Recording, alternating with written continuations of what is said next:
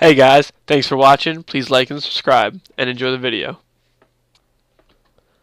So this video is a time lapse of me installing a dash cam in a 2018 Peterbilt trash truck with a leach body. We chose a dash cam of a Goluk T3. We got this one mainly for the price and the quality.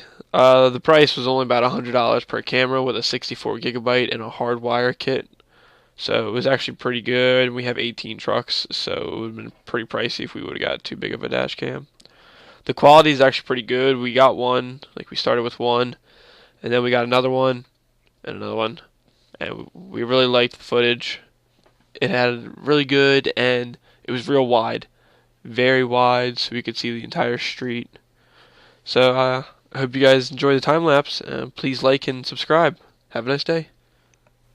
And if you're looking for your own dash cam, look in the link in the description below where I put where I bought my Golok dash cam, and you can get yours too.